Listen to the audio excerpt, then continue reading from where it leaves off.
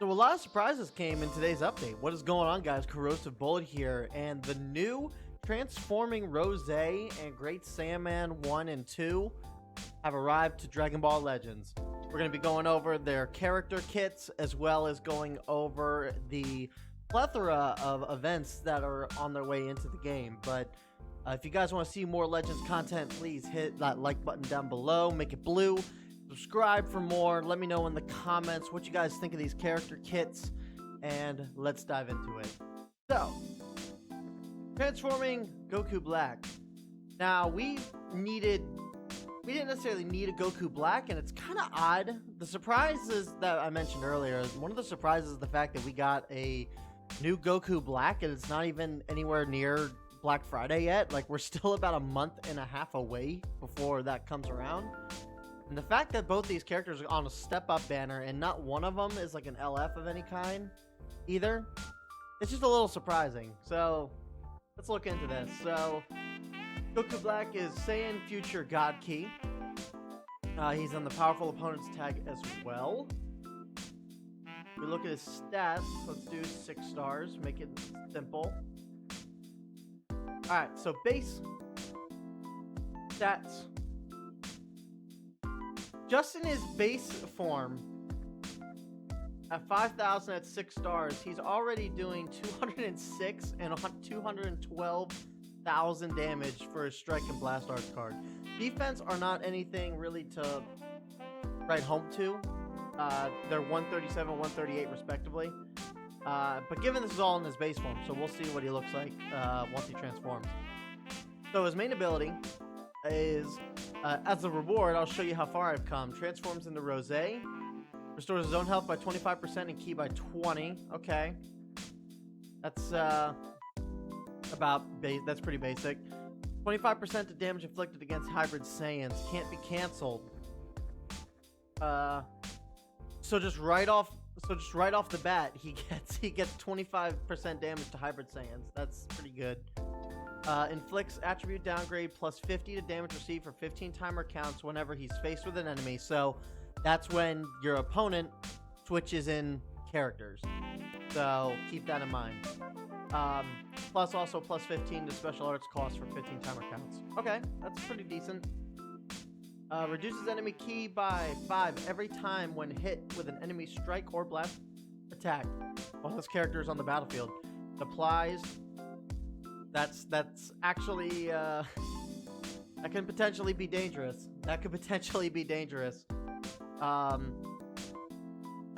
Especially for the likes of like Vegito Blue, who gains 5 ki every time that he uses a strike card. So that's actually pretty good. And by the way, he's green. He's got the type coverage for that. So once again, another Vegito Blue counter has been added into the game to some capacity. Applies the following effects to self every time an arts card is drawn when this character is on the battlefield. Restore ki by 10, plus 10 to damage inflicted for 15 timer counts. Alright, does he... Oh, okay, this is interesting. So special moves and special skills, the special moves actually do something completely different. Before and after the transformation. So Black Powerball deals major explode damage, destroys all your own cards upon activation, increases special move damage inflicted based on the number of cards destroyed, 90% to special move damage for 3 timer counts when 3 cards are destroyed. Okay. What? What? Alright. For just a base form, this is actually really good. Okay, let's look at his transform state.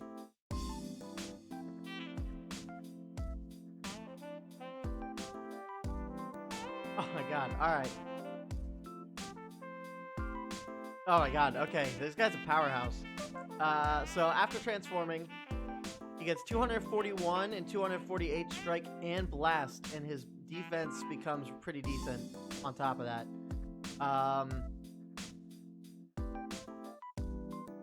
Okay.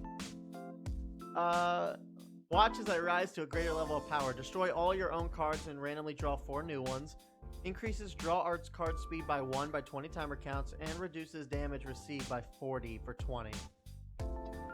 Pretty good.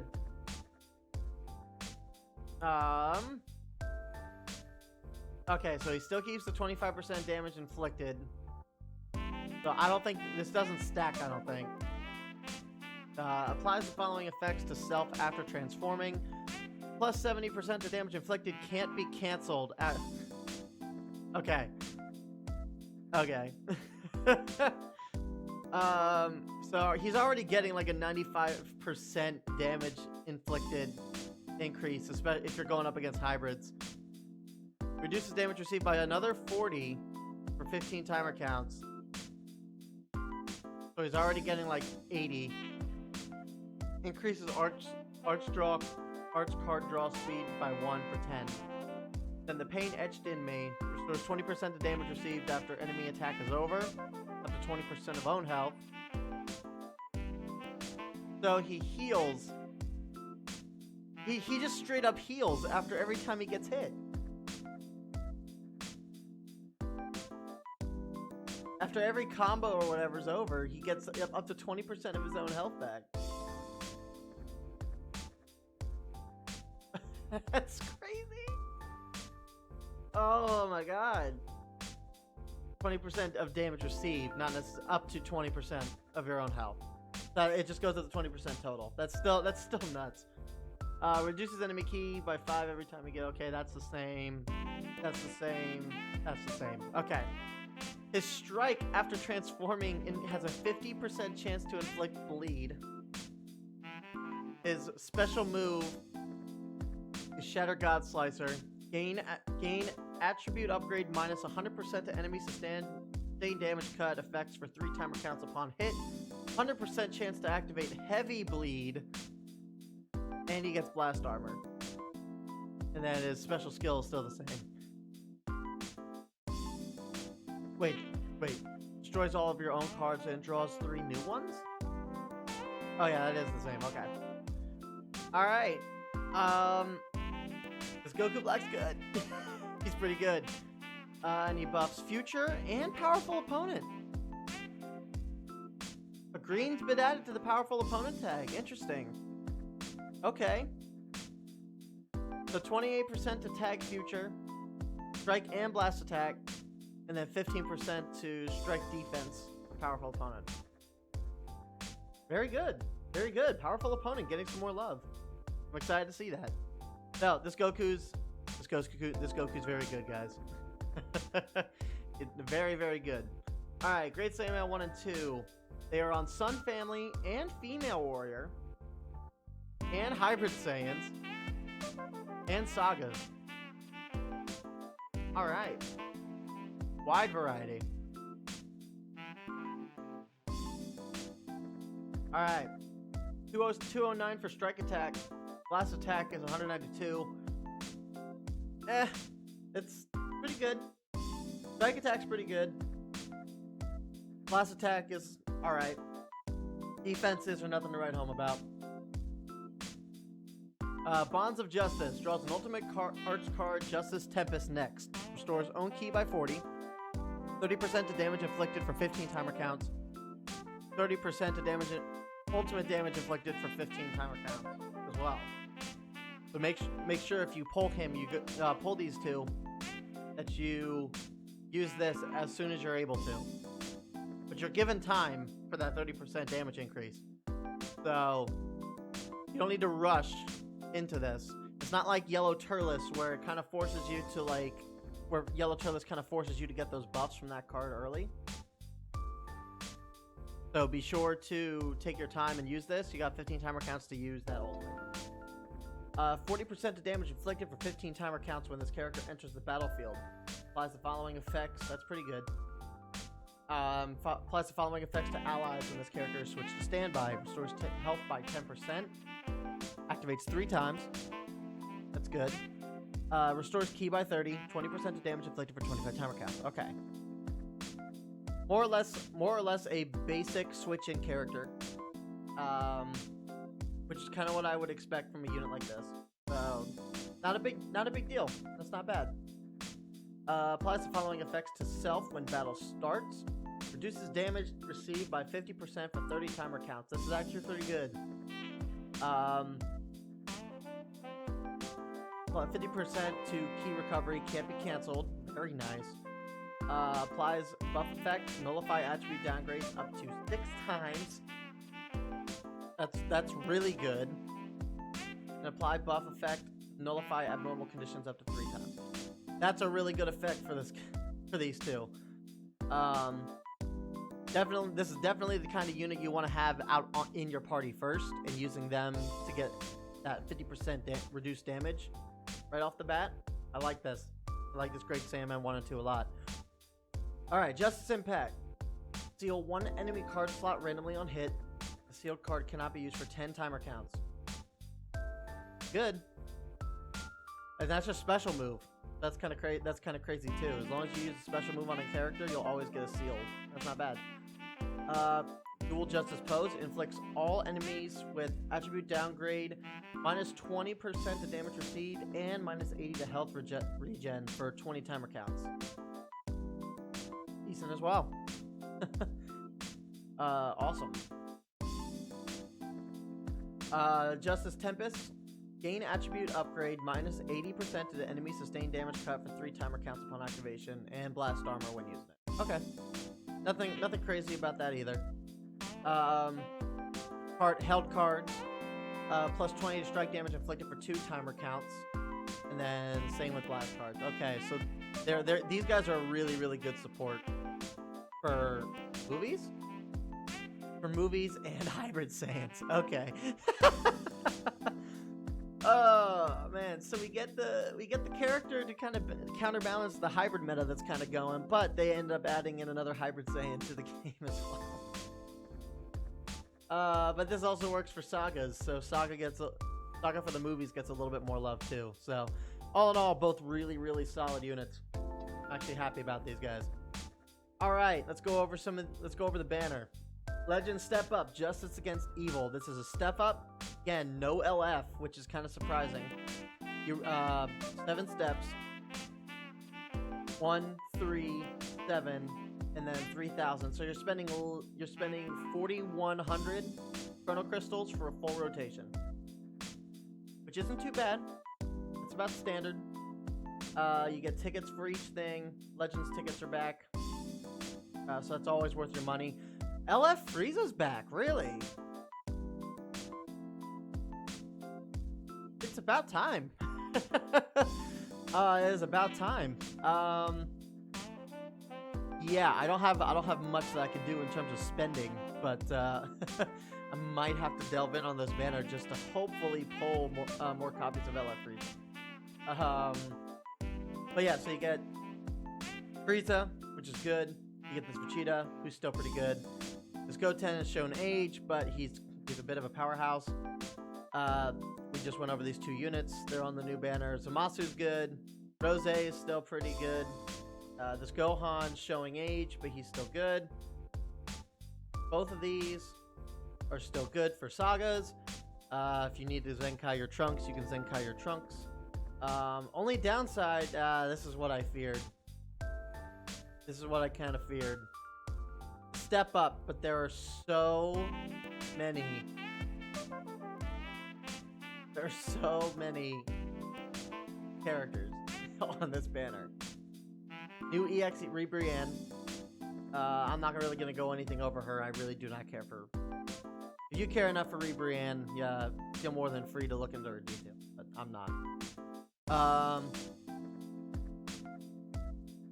Yeah, there's going to be a lot. I mean, I could definitely use more of this Demon King Piccolo for the Zenkai Awakening.